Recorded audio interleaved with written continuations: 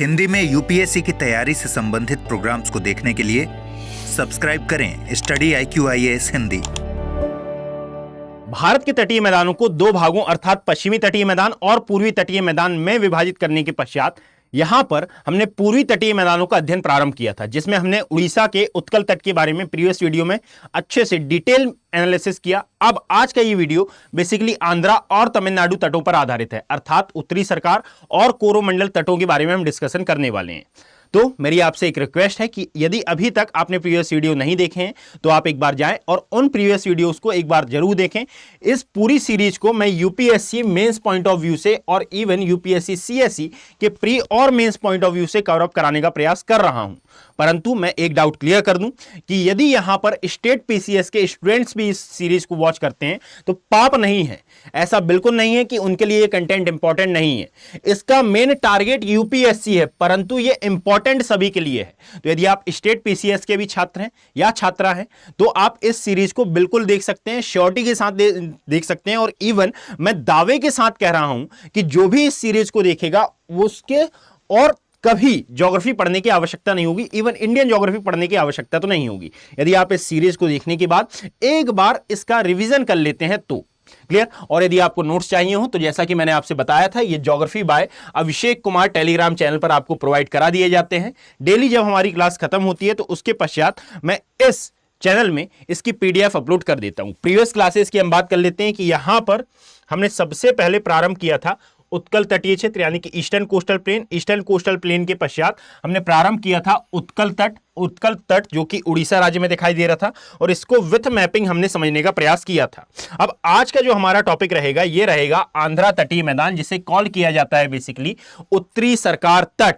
मेरा नाम है अभिषेक कुमार और आप सभी का बहुत बहुत स्वागत है स्टडी IQ के ऑनलाइन प्लेटफॉर्म पर। चलिए प्रारंभ करते हैं आज का टॉपिक। यहां पर यदि हम उत्तरी सरकार तट या फिर आंध्र तटीय मैदान की बात करते हैं तो याद रखिएगा सेम है जैसे कि आप पढ़ते आ रहे हैं कि पूरा का पूरा पूर्वी तटीय मैदान एक्चुअल में निर्मित है निर्गमन प्रक्रिया के द्वारा। तो यहां पर ये जो आंध्रा का तटीय मैदान है ये भी निर्गमन तटीय मैदान का उदाहरण है। और याद रखिएगा कि अब इसमें इंपॉर्टेंट क्या क्या है इसको मैं विथ मैपिंग बताऊंगा, यानी कि यहां पर लिखने का कोई सेंस तो है, बिल्कुल सेंस है, परंतु यहां पर लिखने से अच्छा मैं आपको मैपिंग के थ्रू बताऊं तो ज्यादा बेटर तरीके से रहेगा। यानी कि जो मुझे यहां पर लिखना है वही मुझे मैपिंग में भी बताना है। तो मैं डायरेक्टली स्टार्ट करता हूं इस तटीय मैदान का विश्लेषण with mapping. Is that clear? चलिए यहां पर मैं सबसे पहले आंध्रा के तटीय मैदान का एक छोटा सा मैप ड्रॉ करता हूं। जैसा कि आपको पता है कि आंध्रा का तटीय मैदान, आंध्रा के ऊपर और नीचे क्या आता है ना, आंध्र प्रदेश के ऊपर और नीचे क्या आता है। यदि मान लीजिए आप एटलस लेकर बैठे हैं तो ये बहुत अच्छी बात है। ये ऑक्सफोर्ड स्टूडेंट एटलस के, यदि आपका एटलस रेड कलर का है, 4th एडिशन है, तो ये आपको पेज नंबर 22, 23 में इसकी मार्किंग देखने के लिए मिलेगी। परंतु यदि मान लीजिए आपका 5th एडिशन है तो एक बार इसी के आगे पीछे आपको देखने के लिए मिलती है इसकी मार्किंग। यदि आपका इंग्लिश एटलस है तो मैं यहां पर इंग्लिश एटलस की बात कर रहा हूं। इंग्लिश एटलस क्यों? क्योंकि उसमें कंटेंट ज्यादा होता है, डेटा थोड़ा से ज्यादा होता है। दैट इज वाई मैं यहां पर इंग्लिश एटलस लेने की सलाह देता हूं। हिंदी का एटलस बुरा नहीं है परंतु उसमें अपेक्षाकृत कंटेंट कम होता है। It's that clear? चलिए अब प्रारंभ करते हैं बिना किसी देरी के। मैं यहां पर मार्किंग आंध्रा के तटीय मैदान की, ये हमारा आंध्रा तटीय मैदान। अब यदि इसमें आप देखेंगे तो सबसे इंपॉर्टेंट बात तो यह है बच्चों कि यदि आप इस आंध्रा तटीय मैदान की बात कर रहे हैं तो इसमें एक प्लेस आती है जिसका नाम है विशाखापत्तनम। ये क्यों इंपॉर्टेंट है? तो याद रखें कि ये विशाखापत्तनम पूरे पूर्वी घाट का अर्थात पूरे पूर्वी तटीय मैदान का एकमात्र प्राकृतिक बंदरगाह है। अब इसको आप ध्यान से देखते जाइएगा, मैं इतने में ही आपको पूरा डेटा प्रोवाइड कराऊंगा। Is that clear? यानी कि जैसा यदि आपने प्रीवियस वीडियो देखा होगा तो आई थिंक आप समझ पा रहे होंगे। यहां पर इस लोकेशन को मैंने नाम दिया है विशाखापत्तनम। अब इस विशाखापत्तनम के बारे में क्या क्या याद रखना है? तो याद रखें कि ये संपूर्ण भारत की 4th सबसे बड़ी सिटी है। सबसे पहले तो इससे भी पूर्व आपको एक बात याद रखनी है कि इस विशाखापत्तनम को जाना जाता है एकमात्र नेचुरल पोर्ट के लिए। यानी कि मैंने आपको पश्चिमी तटीय मैदान और पूर्वी तटीय मैदानों में जब अंतर बताया था तो वहां मैंने आपके साथ एक जानकारी साझा की थी कि एक्चुअल में पूर्वी तटीय मैदान में आपको प्राकृतिक बंदरगाहों का विकास देखने के लिए नहीं मिलता। इसका कारण क्या था कि यहां पर समुद्र दूर था और साथ में यहां पर नदियां अपने द्वारा लाए हुए अवसादों के निक्षेपण से डेल्टा का निर्माण कर रही थी। क्लियर? तो पर यहां पर जब आप आते हैं तो विशाखापत्तनम में आपको एकमात्र प्राकृतिक बंदरगाह देखने के लिए मिलेगा पूरे पूर्वी तटीय मैदान का। तो ये एक प्रकार का नेचुरल पोर्ट है, अर्थात दैट इज प्राकृतिक बंदरगाह है। पहली जानकारी तो ये हो जाती है। साथ में ये पूरे दक्षिण भारत की फोर्थ सबसे बड़ी सिटी है। अब आप मुझे कमेंट सेक्शन में ये बताएंगे कि दक्षिण भारत की सबसे बड़ी सिटी कौन सी है। फोर्थ तो मैंने बता दी, अब पहली कौन सी है ये आप मुझे कमेंट सेक्शन में बताएंगे। ठीक है, इसके बारे में और जानकारी ये है कि जब आप इसी में आगे बढ़ते हैं तो ये विशाखापत्तनम, अब मैं बाकी जानकारी यहां पर लिखता हूं, एक काम करूंगा, है ना। ये विशाखापत्तनम पूरे साउथ इंडिया अर्थात दैट इज दक्षिण भारत की फोर्थ सबसे बड़ी सिटी है। साथ ही यह पूरे पूर्वी घाट की यानी कि पूरे ईस्टर्न कोस्टल प्लेन की दूसरी सबसे बड़ी सिटी है, पूर्वी घाट की सेकेंड लार्जेस्ट सिटी है, सेकेंड सबसे बड़ी सिटी। और साथ में पूरे भारत का यह तीसरा सबसे बड़ा बंदरगाह है। अब पहला कौन सा है तो आगे जैसे ही जैसे हम बढ़ते जाएंगे वैसे वैसे मैं आपके साथ ये सभी बातें डिस्कस करूंगा। तो ये संपूर्ण भारत का थर्ड सबसे बड़ा बंदरगाह है। क्लियर? अब पहला कौन सा है ये आप मुझे बताएंगे। अच्छा, बंदरगाह की जगह मैं यहां पर पोर्ट लिख देता हूं, वो कम स्पेस लेगा, कारण यह है नहीं तो ये छुप जाएगा। इतनी जानकारी पर्याप्त है। क्लियर? तो ये विशाखापत्तनम के बारे में आपको इतनी जानकारी एसेंशियल रूप से याद रखना है। चलिए आगे आते हैं। विशाखापत्तनम के बाद जैसे ही आप नीचे की ओर आएंगे तो देखिएगा आपको एक स्पेस देखने के लिए मिलेगी, सॉरी एक प्लेस देखने के लिए मिलेगी, और इस प्लेस को बेसिकली कॉल किया जाता है पुडुचेरी यनम, है ना। यहां पर आपको देखने के लिए मिलता है पुडुचेरी का यनम वाला क्षेत्र। अब ये क्या आ गया भाई, तो जैसा आपको मालूम होगा कि पुडुचेरी के एक्चुअल में 4 जिले हैं जो कि अलग अलग राज्यों में आपको स्थित देखने के लिए मिलते हैं। और ये 4 जिले कौन से हैं? अच्छा, ये 4 जिले 3 राज्यों में कौन कौन से हैं तो केरल में, तमिलनाडु में और आंध्र प्रदेश में। क्लियर? यहां पर माहे आता है, यहां यनम आता है और साथ में पुडुचेरी और कलाइकल आपको देखने के लिए मिलेगा। परंतु जब आप पुडुचेरी का अध्ययन करते हैं तो यहां आंध्र प्रदेश वाले एरिया में जो क्षेत्र देखने के लिए मिलता है इसे कॉल किया जाता है यनम वाला area, that is called Yanam. ठीक है, तो यहां पर आता है यनम जो कि पुडुचेरी का एक जिला है। और शायद आपको पता हो कि इस पुडुचेरी पर पहले फ्रांसीसियों का अधिकार था, तो दैट्स वाई कि यह पुडुचेरी फ्रेंच यूनिवर्सिटी के लिए भी जाना जाता है। अर्थात यदि आपको फ्रेंच लैंग्वेज या फिर किसी भी भाषा यह पुडुचेरी वाला क्षेत्र बेसिकली फ्रेंच कल्चर के लिए जाना जाता है। अब आप जब इसी के पीछे आते हैं तो देखिएगा इसी के पीछे आपको एक क्षेत्र देखने के लिए मिलेगा। मैं यहीं पर इसे ड्रॉ कर देता हूं, दैट इज राजमुंदरी।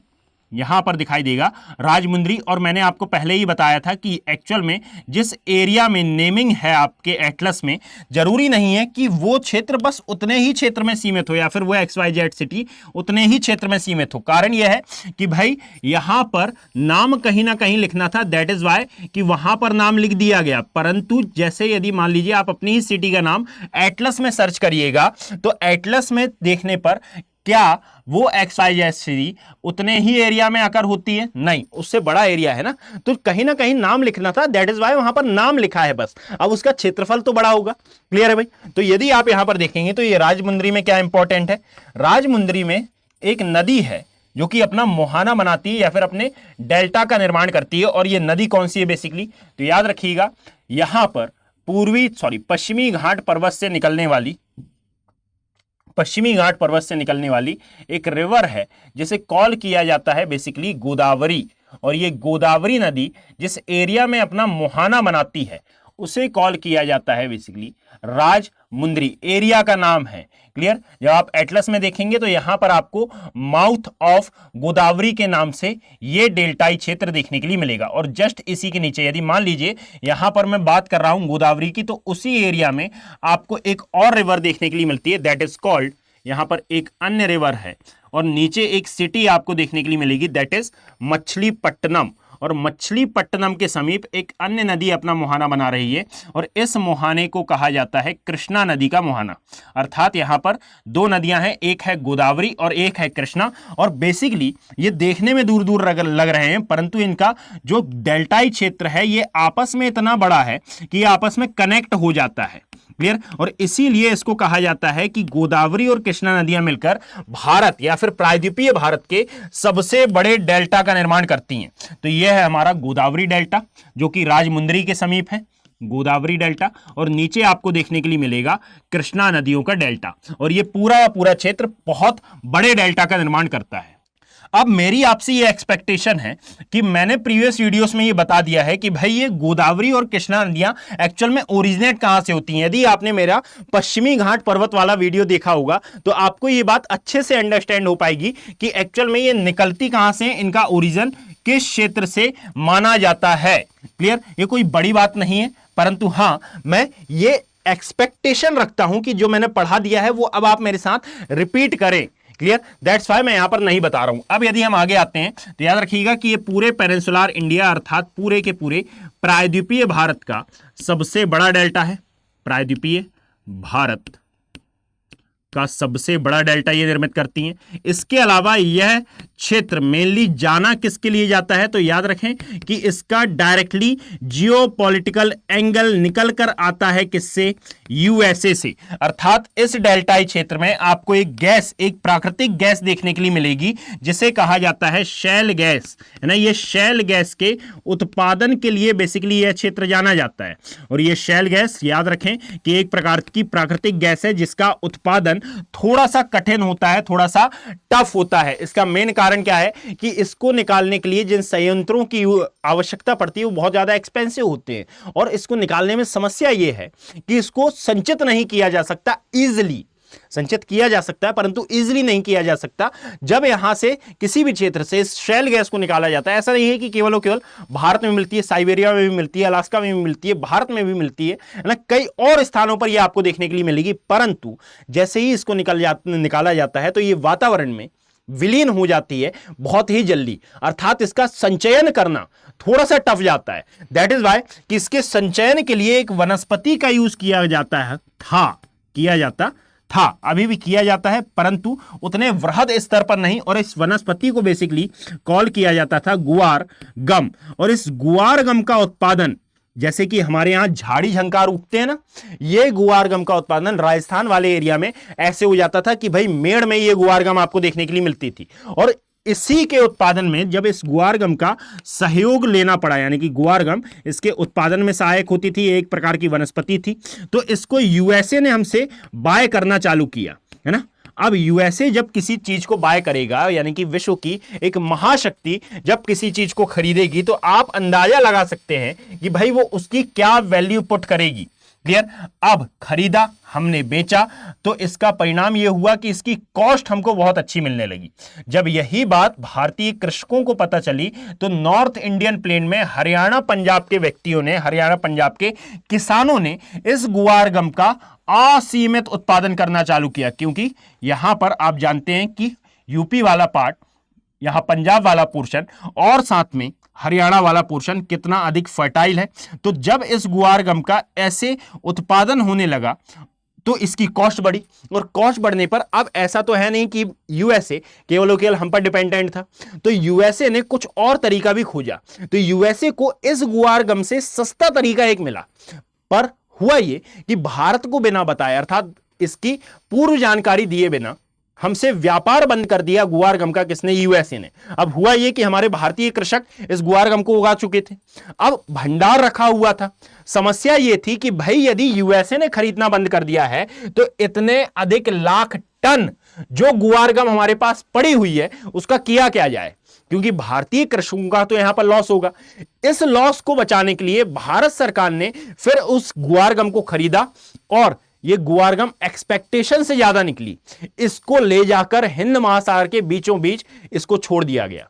यानी कि ऐसा नहीं था कि पूरी जितना भंडारण हो सकता था उतना किया, परंतु यह असीमित था, यानी कि इसकी क्वांटिटी बहुत ज्यादा थी। कारण यह था कि यूएसए खरीदता भी ज्यादा था। तो यहां पर भारत सरकार ने भारतीय कृषकों को लॉस से बचाने के लिए खुद लॉस झेला था। क्लियर, इसीलिए कहा जाता है कि भाई इस गुआर गम का या फिर इस शैल गैस के उत्पादन का और इस गोदावरी कृष्णा डेल्टाई क्षेत्र का डायरेक्टली रिलेशन है किसके साथ? जियोपॉलिटिकल एंगल के साथ। क्लियर, तो जब आप ऐसे पढ़ते हैं यानी कि एक टॉपिक को पकड़कर एक टॉपिक के अंदर प्रवेश करके और फिर उसके अकॉर्डिंगली आप अन्य तथ्यों को खोज कर जब आप अध्ययन करते हैं तो यह कहलाती है एक्चुअल में स्मार्ट स्टडी। क्लियर, और यही स्मार्ट स्टडी की अपेक्षा रखता है यूपीएससी जैसा एग्जाम। Is that clear? चलिए यहां पर वापस से आते हैं। तो जब आप यहां देखेंगे तो यहां पर आपको एक एरिया देखने के लिए मिलेगा, दैट इज कॉल्ड क्या? इसे कहा जाता है बेसिकली, ये है हमारा मछलीपट्टनम वाला क्षेत्र, ये है हमारा मछलीपट्टनम वाला एरिया। क्लियर, तो यहां पर मैं इसको केवल और केवल एम लिख देता हूं और इसको मैं नेमिंग कर देता हूं एम, मछलीपट्टनम। जब आप इसी के पीछे जाते हैं तो यहां पर आपको एक झील देखने के लिए मिलेगी और इस झील को बेसिकली क्या नाम दिया जाता है? यह है कोलेरू लेक। अब इस कोलेरू लेक के बारे में जानना थोड़ा सा इंपॉर्टेंट हो जाता है, कारण यह है कि यह वर्ल्ड की एकमात्र ऐसी झील है जो कि कालांतर में रही होगी। कैसी? ये रही होगी डेल्टाई झील, सॉरी ये रही होगी लैगून झील, परंतु आज वर्तमान में ये आपको दिखाई देती है एक डेल्टाई झील। ठीक है, तो इसकी नेमिंग मैं कर देता हूं कि इसका नाम है कोलेरू लेक, के लिखता हूं यहां पर, है ना, और इसका जितना भी डेटा है मैं यहां पर पुट कर रहा हूं। तो हुआ ये बेसिकली कि कालांतर में ये एक्चुअल में थी लैगून झील अर्थात खारे पानी की झील, परंतु यहां पर जो नदियां अपना मुहाना बना रही हैं, इस मुहाना बनाने के परिणाम स्वरूप हुआ ये कि इन नदियों ने इस क्षेत्र में अवसादों का जमाव किया और अवसादों का जमाव करने के परिणाम स्वरूप यहां पर इस पूरे पूर्वी तटीय मैदान की चौड़ाई धीरे धीरे बढ़ी, है ना, और जब ये धीरे धीरे बढ़ी तो समुद्र तल इससे पीछे हटता गया, परंतु यहां पर अवसादों का जमाव होने के परिणाम स्वरूप यहां पर जब इसकी चौड़ाई बढ़ रही थी तो यह वाला क्षेत्र चौड़ा होते जा रहा था और यह झील रही होगी किनारे पर, अर्थात यह झील कहीं ना कहीं यहां पर थी, परंतु अवसादों का जमाव मग्न तट के सहारे होने के परिणाम स्वरूप यह मग्न तट बाहर आ गया, समुद्र तल पीछे चला गया, परंतु झील वहीं रही। दैट इज वाई कि यह पहले थी लैगून झील अर्थात समुद्र के पानी के संपर्क की झील, परंतु आज वर्तमान में आपको दिखाई देती है कैसी? डेल्टाई झील। यानी कि याद रखें कि यह विश्व की एकमात्र झील है जो कि कालांतर में लैगून झील थी, परंतु आज आपको डेल्टाई झील देखने के लिए मिलती है और इसका कारण गोदावरी और कृष्णा नदियां हैं या फिर गोदावरी और कृष्णा नदियों का डेल्टा है, अर्थात पहले रही थी ये खारे पानी की झील और आज वर्तमान में ये आपको दिखाई देती है ताजे पानी की झील। Is that clear? और जब आप इसी के नीचे आते हैं, है ना, इसी के नीचे जब आप प्रवेश करते हैं तो एक्चुअल में आपको एक एरिया और सबसे महत्वपूर्ण देखने के लिए मिलता है जिसे कॉल किया जाता है बेसिकली नेल्लोर। यह है हमारा नेल्लोर वाला पार्ट। अब आप मुझे बताएं कि यह नेल्लोर क्यों फेमस है ना, 2 मिनट सोचें और वहां पर देखिएगा कि बेसिकली आपको एक नदी देखने के लिए मिल रही है। हाँ, बेसिकली एक और बात आप याद रखें कि यहां पर जहां विशाखापत्तनम दिख रहा है इसी के पीछे आपको एक और मार्किंग देखने के लिए मिलेगी, ये मैं नीचे बना रहा हूं, परंतु याद रखें कि यह है पालीकोंडा नेशनल पार्क। यहां पर आपको देखने के लिए मिलता है Palikonda national park. Is that clear? यहां पर मैं नेमिंग भी कर देता हूं इसकी कि कहां पर है ये पालीकोंडा नेशनल पार्क। ये मिलेगा आपको विशाखापत्तनम के पीछे वाले एरिया में। Is that clear? चलिए आगे की ओर बढ़ते हैं। तो नीचे हम देख रहे थे कि इस एरिया में बेसिकली आपको देखने के लिए मिल रहा था नेल्लोर वाला क्षेत्र और मैंने आपसे एक्सपेक्ट किया था कि आप इसके बारे में मुझे बताएंगे, तो वहीं पर आपको एक रिवर भी देखने के लिए मिल रही थी। और कौन सी थी ये रिवर? तो बेसिकली जब आप देखेंगे तो यहां से एक नदी आ रही है और इस नदी को आप नाम देते हैं, इस नदी को नाम दिया जाता है पेन्नेरू, है ना। ये पेन्नेरू रिवर आती है और ये अपना मुहाना बनाती है कहां पर? इस नेल्लोर के समीप, अर्थात अपने डेल्टा का निर्माण करती है इस नेल्लोर के समीप। तो ये जो ब्लू येलो कलर का मैंने बनाया था ये था हमारा नेल्लोर वाला पार्ट। एक सेकेंड, ये था एक्चुअल में नेल्लोर वाला पोर्शन, है ना। और ये जाना जाता है मेनली किसके लिए? तो पेन्नेरू नदी के मुहाने के लिए। अब मैं यहां पर लिख नहीं रहा हूं, कारण यह है कि यहां पर मैं पीछे डायरेक्टली नदी का नाम लिख देता हूं, दैट इज पेन्नेरू रिवर, पेन्नेरू नदी। क्लियर। अब आप मुझे कमेंट सेक्शन में बताएंगे कि ये पेन्नेरू रिवर का ओरिजिन कहां से होता है। ये मेरी आपसे एक्सपेक्टेशन है। यदि आप वीडियो यहां तक देख रहे हैं, इट मींस आप डेडिकेटेड स्टूडेंट हैं, और यदि आप डेडिकेटेड स्टूडेंट हैं तो फिर आप मुझे बता दें कि इस पेन्नेरू रिवर का ओरिजिन कहां से माना जाता है। रिवर वाले चैप्टर में तो मैं पढ़ाऊंगा ही, परंतु बेसिकली आप ये थोड़ा सर्च करें, यानी कि जब हम खुद से किसी चीज को सर्च करते हैं तो वो ज्यादा समय तक हमारे माइंड में सेटल डाउन होती है। Is that clear? चलिए आगे आते हैं। जब आप इसी में नीचे की ओर आते हैं, अर्थात इसी के दक्षिणी भाग को जब आप अध्ययन करते हैं, तो यहां पर अब आपको बेसिकली एक लेक देखने के लिए मिलेगी। और कौन सी है ये लेक? तो इसे कहा जाता है पुलिकट झील। अब पुलिकट झील के बारे में याद रखें कि ये मेनली आती है किस एरिया में?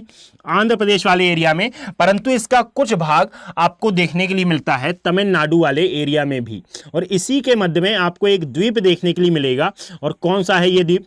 तो इसे बेसिकली नाम दिया जाता है सतीश धवन, सॉरी, इसे बेसिकली नाम दिया जाता है श्रीहरिकोटा।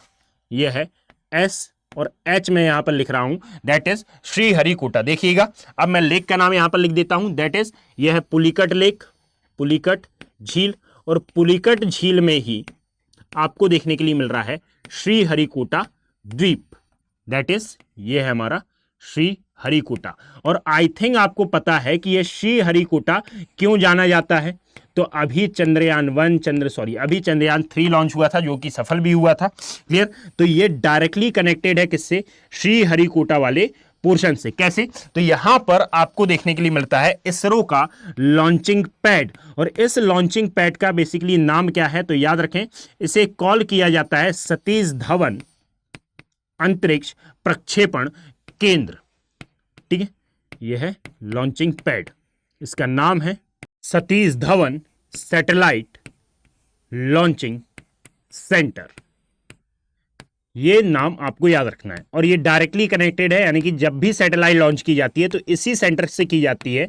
अब मैं आपको आगे के वीडियोस में बताऊंगा कि एक्चुअल में ये सैटेलाइट लॉन्चिंग सेंटर हमेशा पूर्वी डायरेक्शन में ही क्यों बनाए जाते हैं, और साथ में क्या कारण है कि यूएसए भी हमारे यहां कई बार आता है अपने अपने सैटेलाइट लॉन्च कराने के लिए। ये सभी कारण इंपॉर्टेंट होते हैं यूपीएससी पॉइंट ऑफ व्यू से, परंतु ये डिस्कशन लंबा हो जाएगा। दैट इज वाई मैं यहां पर अभी इसका डिस्कशन नहीं कर रहा हूं, क्योंकि हमारा मेन टॉपिक है इंडियन ज्योग्राफी में कोस्टल प्लेन वाला एरिया। याद रखिएगा कि इसी पुलिकट लेक का लगभग 92% पोर्शन आपको आंध्र प्रदेश वाले एरिया में, और साथ में केवल 8% एरिया आपको तमिलनाडु एरिया में देखने के लिए मिलेगा। दैट इज वाई जब मैं आपको तमिलनाडु का कोस्टल प्लेन कराऊंगा तो वहां पर मैं आपको बताऊंगा कि यहां पर भी पुलिकट लेक का विस्तार है, जिस पर वो गलत नहीं होगा, क्योंकि ये सीमा पर स्थित है। Is that clear? तो यहां पर सबसे ऊपर, अब आप एक बार रिवीजन कर लीजिए, सबसे ऊपर विशाखापत्तनम, विशाखापत्तनम के नीचे यनम पुडुचेरी का एक जिला है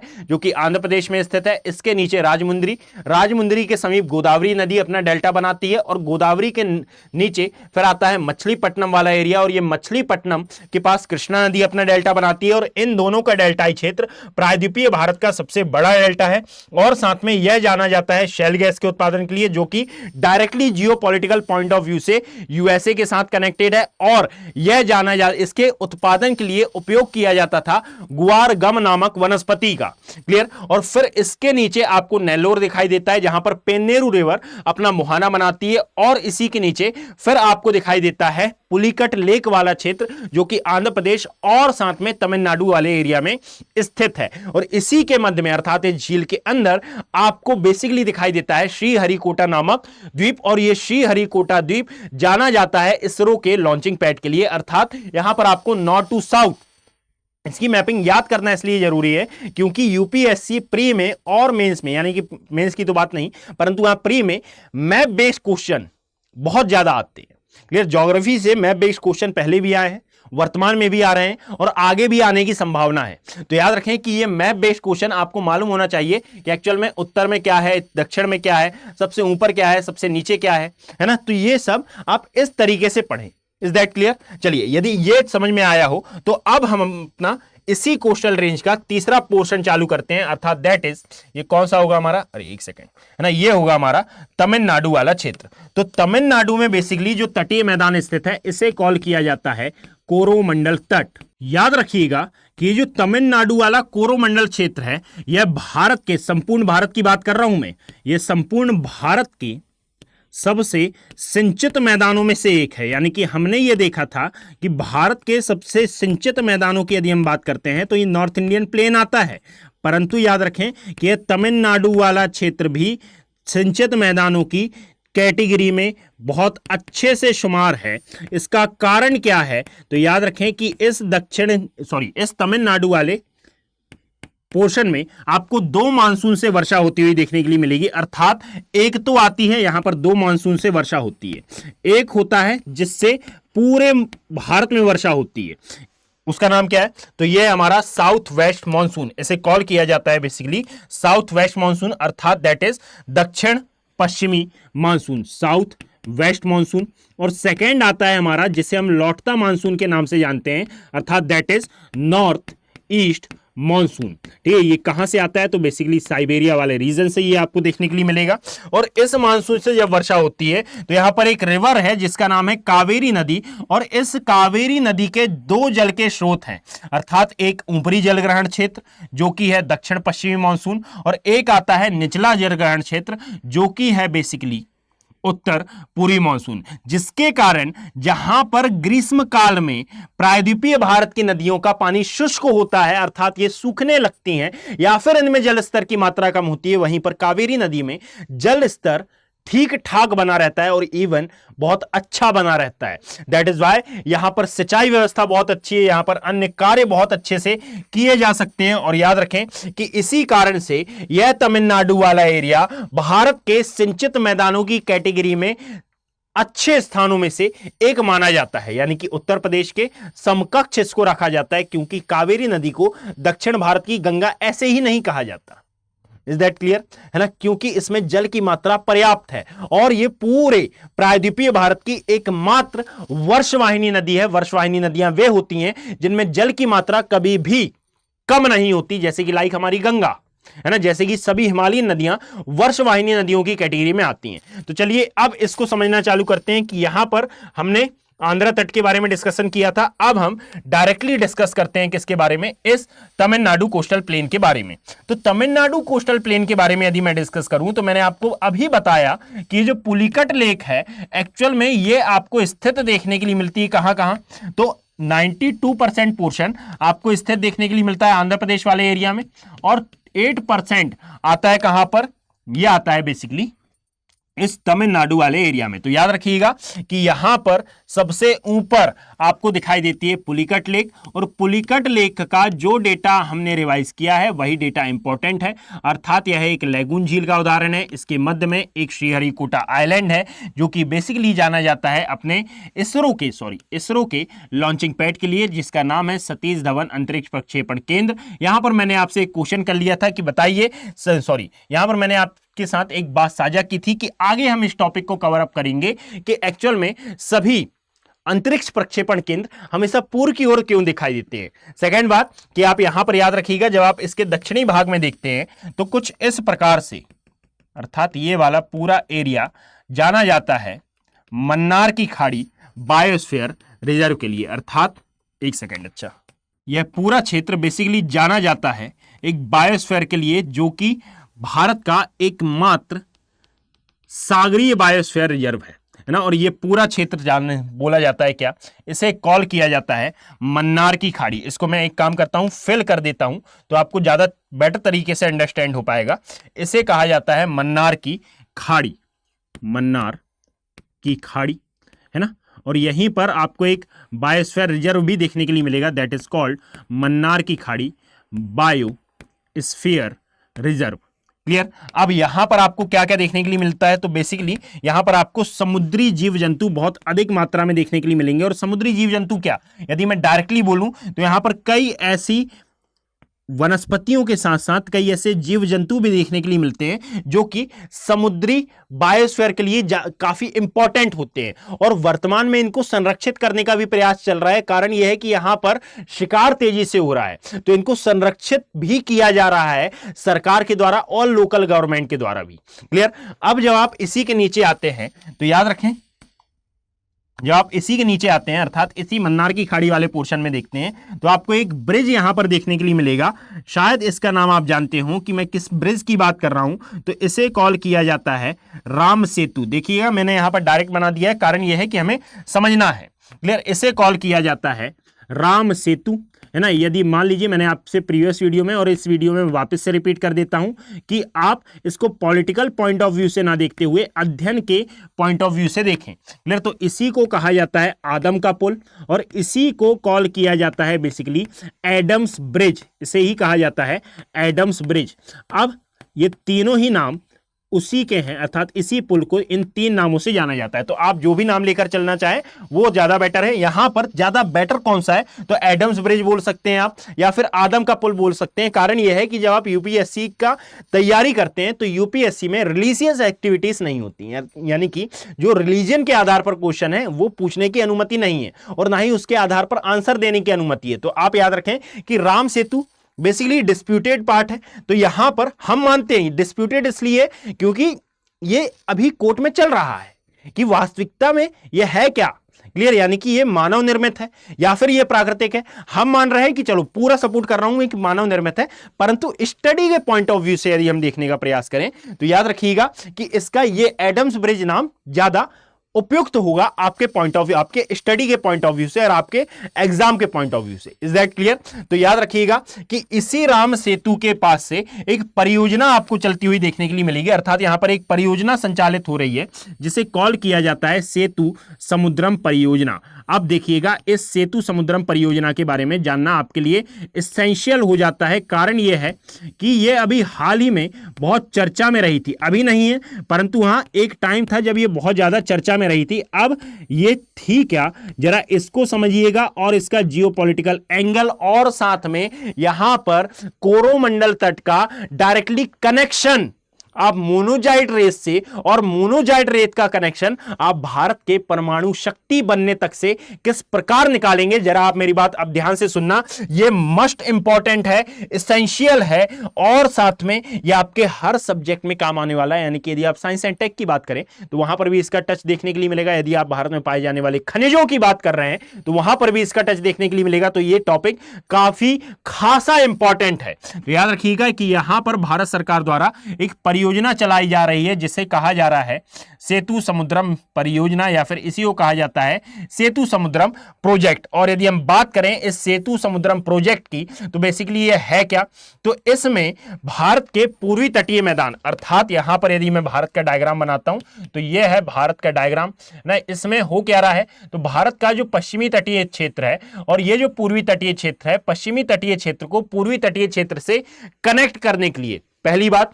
दूसरी बात ये कि यहां पर जो श्रीलंका है, अब यदि मान लीजिए एक जहाज को जापान जाना है तो उसको पूरा श्रीलंका कुछ इस प्रकार पार करना होता है, बल्कि ये हमारे नॉटिकल मील के एरिया में आता है, अर्थात हमारे समुद्री क्षेत्र में आता है। तो क्यों ना हम इस क्षेत्र को इस प्रकार से पार कर लें, परंतु इस प्रकार पार करने में समस्या यह है कि यहां पर इस राम सेतु को खतरा हो सकता है। तो इस कंडीशन में इस प्रोजेक्ट के तहत हम भारत के पश्चिमी तटीय मैदान और पूर्वी तटीय मैदान या पश्चिमी घाट को पूर्वी घाट से जोड़ने का कार्य कर रहे हैं और इस जोड़ने के थ्रू हम इस मार्ग को सुगम, इस मार्ग को बहुत ज्यादा इजी और साथ में छोटा बना रहे हैं। और याद रखें कि इससे कई हजार किलोमीटर का अंतर देखने के लिए मिलेगा। दैट इज वाई यह राम सेतु प्रोजेक्ट काफी इंपॉर्टेंट हो जाता है। क्लियर? यानी कि यहां पर आप याद रखें कि इस प्रोजेक्ट के थ्रू हम करना क्या चाहते हैं, तो भारत के पश्चिमी घाट को पूर्वी घाट से जोड़ना इसका मुख्य उद्देश्य है। परंतु याद रखें कि इस सेतु समुद्रम प्रोजेक्ट पर अभी प्रश्न चिन्ह लग गया था। और यह प्रश्न चिन्ह क्यों लगा था, क्योंकि यह गुजर रहा था एक्चुअल में इस राम सेतु के ऊपर से, अर्थात यहां पर कुछ विद्वानों का यह कहना था, विद्वान अर्थात वे सही में विद्वान थे और उनका कहना था कि सर यहां पर यह एक विशेष धर्म की आस्था को खतरा है और इसका बहुत ज्यादा दुष्परिणाम हो सकता है या फिर एक विशेष धर्म की। देखें ये बहुत ज्यादा डिस्प्यूटेड है, इसलिए आप मेरी बात यदि ध्यान से सुनेंगे तो आपको समझ में आएगा। मैं यहां पर केवल और केवल नॉलेज की बात कर रहा हूं, क्लियर। तो यहां पर इस राम सेतु को खतरा है जिसके कारण एक विशेष धर्म को की आस्था को खतरा हो सकता है। तो इस प्रोजेक्ट पर फिर प्रश्न चिन्ह लगाया गया और सुप्रीम कोर्ट में एक सवाल खड़ा होता है कि क्या यह राम सेतु मानव निर्मित है या फिर यह राम सेतु प्राकृतिक है। अब यहां पर याद रखें कि जब यह केस चला तो इसमें सुप्रीम कोर्ट ने रिसर्च टीम बनाई, रिसर्च टीम ने रिसर्च की और रिसर्च टीम में यह पाया गया कि अब आप मेरा एक कॉन्सेप्ट समझिएगा कि जब हम बेसिकली सॉइल वाला चैप्टर स्टार्ट करेंगे तो सॉइल में मैं आपको बताऊंगा सॉइल प्रोफाइल के बारे में, और सॉइल प्रोफाइल में मैं आपको बताऊंगा कि एक्चुअल में यहां पर जो रॉक्स हैं सॉइल प्रोफाइल, और साथ में जब रॉक वाला चैप्टर होगा तो वहां पर भी यह डिस्कशन आएगा कि विश्व में यदि आप पुरानी रॉक्स का अध्ययन करते हैं और विश्व में यदि आप नई रॉक्स का अध्ययन करते हैं तो आप पाते हैं कि जो पुरानी रॉक है वो आपको सबसे नीचे देखने के लिए मिलती है और फिर इससे ऊपर आपको नवीनतम रॉकों की श्रृंखला देखने के लिए मिलेगी। अब होता यह है कि हमारी पूरी पृथ्वी पर जो ओल्ड रॉक है वो नीचे और जो न्यू रॉक है वो आपको ऊपर वाले एरिया में अकर होती हुई देखने के लिए मिलेंगी, परंतु जब राम सेतु का अध्ययन किया गया तो यह क्रम उल्टा था, अर्थात पेनिनसुलर इंडिया, प्रायद्वीपीय भारत, जो कि विश्व के सबसे पुराने भूभागों में से एक है, यहां की रॉक का इस क्षेत्र में मिलना, अर्थात विश्व की पुरानी रॉक यहां पर ओल्ड रॉक का इस न्यू क्षेत्र में मिलना, अर्थात यहां पर आप यह समझिए कि न्यू रॉक नीचे थी और ओल्ड रॉक ऊपर थी। ऐसा कैसे पॉसिबल है? यदि अर्थक्वेक आया, यदि भूकंप आया या फिर कोई भी आपदा आई तो यह आपदा चट्टानों का क्रम नहीं बिगाड़ सकती, चट्टानों को तोड़ सकती है परंतु उनका क्रम नहीं बिगाड़ सकती है। यह मैं नहीं कह रहा, यह विद्वानों ने बताया और साथ में रिसर्चर्स की टीम ने इसको डिफाइन किया। अर्थात कोई ऐसी घटना घटित हुई कि इस पेनिनसुलर इंडिया से इस श्रीलंका के तलाई मन्नार से लेकर भारत के धनुषकोडी वाले एरिया के मध्य में जो ये एडम्स ब्रिज या फिर राम सेतु पुल स्थित है, यहां पर चट्टानों का क्रम कुछ अलग मिला जो कि पूरे विश्व में पाई जाने वाली चट्टानों के क्रम से कुछ अलग था, अर्थात यहां पर ओल्ड रॉक ऊपर और न्यू रॉक नीचे देखने के लिए मिली। इस आधार पर और ऐसे कई और डायमेंशन इस रिसर्च में निकल के आए, परंतु जो सबसे इंपॉर्टेंट डायमेंशन था वो ये था और सबसे इजी डायमेंशन भी यही था जो कि ये सिद्ध करता है कि सर हो सकता है कि यह एडम्स ब्रिज कैसा हो, मानव निर्मित हो। कारण यह है कि यह नेचुरल प्रोसेस नहीं है, नेचुरल प्रोसेस यह है कि ओल्ड रॉक नीचे और न्यू रॉक आपको सदैव ऊपर ही देखने के लिए मिलेगी। Is that clear? अब वर्तमान में इस पर कार्य जारी है, परंतु अब जब यह प्रश्न चिन्ह लगा तो सबसे बड़ी बात थी कि यह सेतु समुद्रम प्रोजेक्ट सफल तो बनाना है और सफल बनाने के लिए आवश्यक यह था कि भाई यहां से जहाज भी निकल जाए और साथ में यह ब्रिज भी ना टूटे। तो इसके लिए फिर विभिन्न प्रकार की कंपनियों को न्योता दिया गया और फिर यहां पर फिर से निकल के आता है कौन? यूएसए। और यूएसए की कंपनी आई यहां और बोलती है, यानी कि नीलामी हो रही थी एक प्रकार से कि भाई कितने अच्छे से कौन सुगमता पूर्वक इस ब्रिज का निर्माण कर सकता है या फिर इस प्रोजेक्ट को सफल बना सकता है। तो यहां पर यूएसए की एक कंपनी आती है और वो बोलती है कि भाई मैं यहां पर ब्रिज का निर्माण करूंगी और इवन मैं भारत के लिए इसको फ्री ऑफ कॉस्ट डिजाइन करूंगी, है ना, यानी कि ये प्रोजेक्ट सफल होगा और साथ में इस ब्रिज को भी नुकसान नहीं होगा। बस मेरी एक शर्त है कि यहां पर पाई जाने वाली जो रेत रहेगी अर्थात जो सैंड रहेगी उसको मैं अपने साथ लेकर जाऊंगी। कहां? यूएसए, है ना। अब इसका कारण क्या था? क्योंकि याद रखिएगा कि इस एरिया में मिलने वाली रेत कोई और नहीं, इसे कॉल किया जाता है मोनोजाइट रेत, यानी कि यह विश्व में एक प्रकार का रेयर अर्थ एलिमेंट है। यह है हमारी मोनोजाइट रेत और ये मोनोजाइट रेत के बारे में याद रखें कि यह भारत का ही नहीं पूरे विश्व का एक प्रकार का रेयर अर्थ एलिमेंट है, अर्थात जो रेयर केस में किसी क्षेत्र में आपको मौजूद दिखाई देता है। अब इसका डायमेंशन समझें आप कि इसका डायमेंशन डायरेक्टली भारत के परमाणु शक्ति से बनता हुआ कैसे देखने के लिए मिलता है। तो याद रखें कि यह इसी के बारे में कहा था होमी जहांगीर भाभा ने अपने एक स्टेटमेंट में कि सर मैं परमाणु के रूप में भारत को शक्ति प्रदान करूंगा। अब ये भारत सरकार का दायित्व बनता है कि वह इस परमाणु का प्रयोग किस लिए करता है, अर्थात यह समाज सेवा में कर देता है या वह इससे परमाणु हथियार बना लेता है। यह स्टेटमेंट था होमी जहांगीर भाभा का कि मैं परमाणु शक्ति दे जरूर दूंगा, परंतु भारत सरकार का दायित्व है कि अब वो इस परमाणु शक्ति का प्रयोग करता किस प्रकार है या फिर करती किस प्रकार है। क्लियर? ये सीधा सीधा इंडिकेशन था कि हम परमाणु शक्ति बनेंगे आने वाले समय में, चाहे कोई देश कुछ भी बोले। Is that clear? और यदि ऐसा था तो फिर होमी जहांगीर भाभा ने ऐसा किया भी, क्योंकि यहां पर इस मोनोजाइट रेत में भंडार मौजूद था एक्चुअल में किसका? यूरेनियम का। और फिर होमी जहांगीर भाभा ने अपने प्रयासों से भारत सरकार को दिया फास्ट ब्रीदिंग रिएक्टर। क्या दिया? Fast breathing reactor. यहां पर बड़ी बात यह कि होमी जहांगीर भाभा यदि चाहते तो इस फास्ट ब्रीदिंग रिएक्टर का पेटेंट ले सकते थे, परंतु उन्होंने ऐसा कुछ नहीं किया। अर्थात भारत सरकार को यह गिफ्ट किया कि सर इस मोनोजाइट रेस से आप यूरेनियम निकालें और यूरेनियम का प्रयोग आप करें किसमें?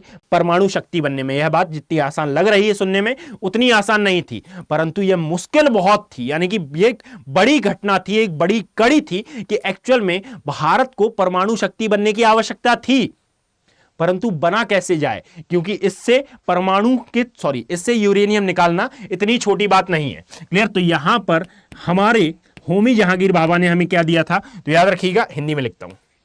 होमी जहांगीर भाभा ने हमें प्रदान किया था फास्ट ब्रीदिंग रिएक्टर, और ये 3 चरणों में बेसिकली कार्य करता था। अर्थात यहां पर आप मोनोजाइट रेस से केवल और केवल 3 चरणों में क्या निकाल सकते थे?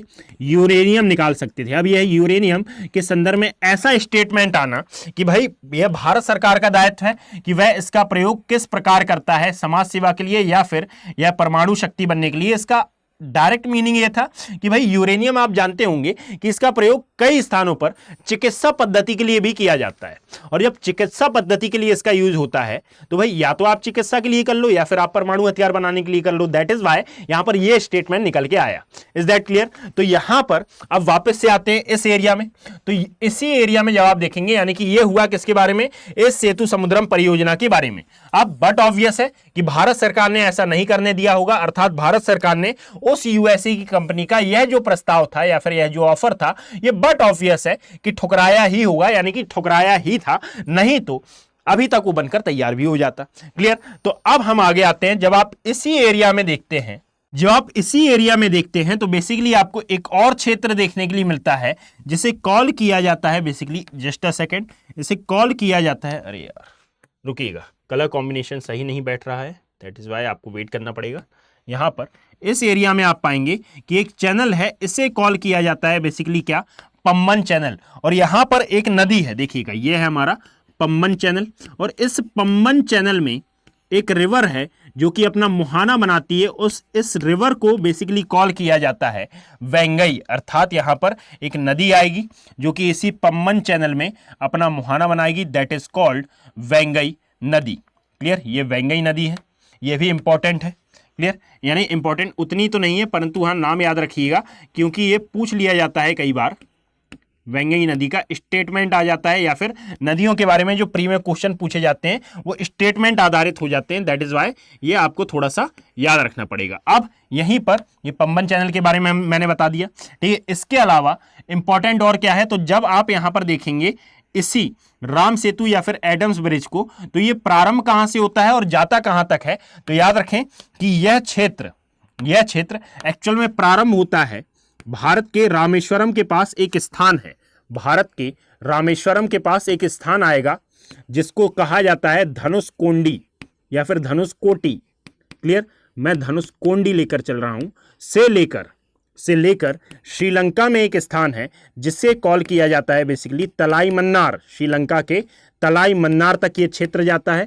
इसके मध्य में यह पूरा का पूरा एडम्स ब्रिज आपको विस्तृत देखने के लिए मिलेगा। इज दैट क्लियर बच्चों? अब आगे आते हैं, जब आप इसी के ऊपर बढ़ते हैं तो अब आपको देखने के लिए मिलेगा पुडुचेरी का एक और जिला जिसे कॉल किया जाता है बेसिकली यहां पर कलाइकल। यह है कलाइकल, और इसी के ऊपर पुडुचेरी का आपको दूसरा क्षेत्र भी देखने के लिए मिलेगा। ठीक है, अब आप मुझे बताएंगे कि कलाइकल के ऊपर क्या है। ठीक है, ये मैं लिखने को तो मैं लिख दूं, परंतु मुझे भी मालूम चलना चाहिए कि एक्चुअल में आप पढ़ रहे हैं। तो ये है हमारा कलाइकल वाला क्षेत्र। अब देखिएगा कि ये कलाइकल बेसिकली क्यों इंपॉर्टेंट हो जाता है, क्योंकि मैंने अभी आपको बताया था कि यहां पर एक वर्षवाहिनी नदी है जो कि यहां प्रवाहित होती है और इसको 2 मॉनसून से जल प्राप्त होता है। जब आप इस कावेरी नदी की बात करते हैं तो यह कावेरी नदी अपना मुहाना बनाती है एक्चुअल में इस कलाइकल वाले एरिया में, है ना, इसी कलाइकल वाले क्षेत्र में यह कावेरी नदी अपना मुहाना बनाती है, जिसको 2 मॉनसून से वर्षा प्राप्त होती है। मैंने यहां पर अभी डिस्कस किया था आपके साथ कि इसको 2 मॉनसून से वर्षा प्राप्त होती है, किसको, तमिलनाडु वाले एरिया को। और इसमें सबसे इंपॉर्टेंट जो रिवर थी दैट इज यही थी हमारी कावेरी नदी। तो यहां पर अब मैं इसकी नेमिंग कर देता हूं कलाइकल। और अब चलो ये भी बता देता हूं भाई, तो ये है बेसिकली पुडुचेरी वाला एरिया, यानी कि पुडुचेरी का एक खुद जिले का नाम है क्या, पुडुचेरी। तो ये है हमारा पुडुचेरी वाला क्षेत्र। अब जब आप सबसे ऊपर जाते हैं तो याद रखें अब आपको देखने के लिए मिलेगा क्या, चेन्नई। ठीक है, अब आपको सबसे ऊपर देखने के लिए मिलता है एक्चुअल में चेन्नई। ठीक है, और ये चेन्नई अब क्यों फेमस है, तो तमिलनाडु की एक तो राजधानी है और साथ में यह एक बंदरगाह भी है। क्लियर, दैट इज वाई यह जाना जाता है, यह फेमस है चेन्नई। अब यदि इसके बारे में हम बात करें तो इसके अलावा एक अन्य बंदरगाह भी आपको इस एरिया में देखने के लिए मिलेगा, दैट इज कॉल्ड तूतीकोरिन। तो एक तो आता है चेन्नई तथा एक आपको देखने के लिए मिलता है तूतीकोरिन बंदरगाह। क्लियर, इसको मैं दूसरी साइड लिख देता हूं, यानी कि यहां पर तूतीकोरिन बंदरगाह यहां है नहीं, ये बस मैं नोट डाउन करके लिख रहा हूं। क्लियर, अब जब आप इसी से आगे बढ़ेंगे तो याद रखिएगा जब आप सबसे नीचे जाते हैं अर्थात इसके दक्षिणी भाग में, जो कि हमसे एक चीज रह गई है बस उसको आप नोट डाउन कर लें कि यहां पर यदि आप दक्षिणी भाग में जाते हैं तो सबसे दक्षिणी भाग में आपको एक और एरिया अकर होता हुआ यहां पर नजर आता है और दैट इज कॉल्ड क्या, कन्याकुमारी का केप केमोरिन क्षेत्र। तो सबसे दक्षिणी भाग में एक्चुअल में आपको दिखाई देता है इस वाले पोर्शन में, दैट इज कॉल्ड कन्याकुमारी का केप केमोरिन क्षेत्र। इसके अलावा यहां पर आपको एक नेशनल पार्क भी देखने के लिए मिलेगा जिसे कहा जाता है नैयार राष्ट्रीय उद्यान। ठीक है, जो कि भारत का दक्षिणतम राष्ट्रीय उद्यान है। ये क्या है, तो यह है Kanyakumari, that is called Kanyakumari का केप केमोरिन, या फिर यह जाना जाता है भारत के दक्षिणतम बिंदु के लिए, that is Kanyakumari. Is that clear? चलिए, यदि इतना क्लियर है तो यहां पर हमारा यह पूरा तटीय मैदान समाप्त होता है। और यहां पर अब मैं आपको एक बार रिवाइज करा देता हूं कि सबसे पहले हमने ये देखा था जब तमिलनाडु का तटीय मैदान अर्थात इस कोरोमंडल तट को हमने प्रारंभ किया तो सबसे पहले तो इसमें हमने अध्ययन किया था कि भाई यहां पर आपको एक बायोस्फीयर रिजर्व देखने के लिए मिलेगा जो कि संपूर्ण भारत का एकमात्र सागरीय बायोस्फीयर रिजर्व है ना। और यहीं पर इस सागरीय बायोस्फीयर रिजर्व के ही भीतर श्रीलंका के तलाई मन्नार से भारत के रामेश्वरम के धनुषकोडी तक के एरिया में आपको एडम्स ब्रिज, आदम का पुल, या फिर आपको देखने के लिए मिलता है क्या, राम सेतु, जिस पर एक प्रोजेक्ट चलाया जा रहा है जिसे बेसिकली कॉल किया जाता है क्या, राम सेतु, सेतु समुद्रम प्रोजेक्ट। और इस सेतु समुद्रम प्रोजेक्ट के बारे में हमने जाना और साथ में हमने ये डिस्कशन किया कि इसका directly geopolitical point of view से और साथ में भारत के परमाणु शक्ति बनने तक से क्या रिलेशन है एक्चुअल में। और फिर यहीं पर हमने जाना कि अब हम ऊपर बढ़ते गए और फिर हमने मन्नार की खाड़ी के बारे में डिस्कस किया। यहीं पर पंबन चैनल है जहां पर वेंगई नदी बेसिकली अपना मुहाना बनाती है। इसी के ऊपर कलाइकल के पास एक रिवर है जिसका नाम है कावेरी। यह कावेरी अपना मुहाना बनाती है और इस कावेरी नदी के 2 जलग्रहण स्रोत हैं या फिर 2 जलग्रहण क्षेत्र है जिसे बेसिकली कॉल किया जाता है, एक है ऊपरी जलग्रहण क्षेत्र और एक आता है निचला जलग्रहण क्षेत्र। जो ऊपरी जलग्रहण क्षेत्र है वो है दक्षिण पश्चिम मानसून और जो निचला जलग्रहण क्षेत्र है वो आता है बेसिकली उत्तर पूर्वी मानसून का। और यहां से जब मानसून आता है तो यही मानसून इस कोरोमंडल तट से टकराता है और संपूर्ण कोरोमंडल तट पर यह वर्षा कराता है। क्लियर, दैट इज वाई ये इंपॉर्टेंट हो जाता है। और फिर इसी के पश्चात हम आगे की ओर बढ़ते गए और पुडुचेरी के बारे में समझा और यहां पर हमने 2 बंदरगाहों और भारत के दक्षिणतम नेशनल पार्क और साथ में दक्षिणतम बिंदु के बारे में डिस्कशन किया। अब मेरी आपसे एक रिक्वेस्ट रहेगी कि यदि आपको ये वीडियोस पसंद आ रहे हैं और साथ में यदि आपको इनकी पीडीएफ चाहिए हो तो आप इस टेलीग्राम चैनल से इसको डाउनलोड कर सकते हैं और साथ में मुझे सपोर्ट करने के लिए इन वीडियोस को लाइक, कमेंट और ज्यादा से ज्यादा शेयर कर सकते हैं। अपना पॉजिटिव रिस्पॉन्स यहां पर देकर जा सकते हैं ताकि मुझे मालूम चल पाए कि यह सीरीज आपके लिए वाकई यूजफुल हो रही है। क्लियर, और साथ में स्टडी IQ के P2I बैचेस लॉन्च हो चुके हैं। यदि आपको इनमें ज्वाइन होना है तो आप मेरा कोड यूज कर सकते हैं AKB लाइव। यहां पर मैं लिख देता हूं कि मेरा कोड है बेसिकली AKB लाइव, और AKB कोड के साथ आपको स्पेशल डिस्काउंट मिलेगा और आपको मेरी मेंटोरशिप भी यहां पर देखने के लिए मिलेगी, जिसके द्वारा मैं आपकी डायरेक्टली हेल्प कर पाऊंगा। यदि आपको कोई भी सहायता चाहिए हो तो आप मेरे Telegram channel geography bye Abhishek Kumar पर जाकर मुझसे कांटेक्ट कर सकते हैं। धन्यवाद। मिलते हैं ऐसे ही और कई वीडियोस के साथ आने वाले समय में। धन्यवाद। हिंदी में यूपीएससी की तैयारी से संबंधित प्रोग्राम्स को देखने के लिए सब्सक्राइब करें स्टडी IQ IAS हिंदी।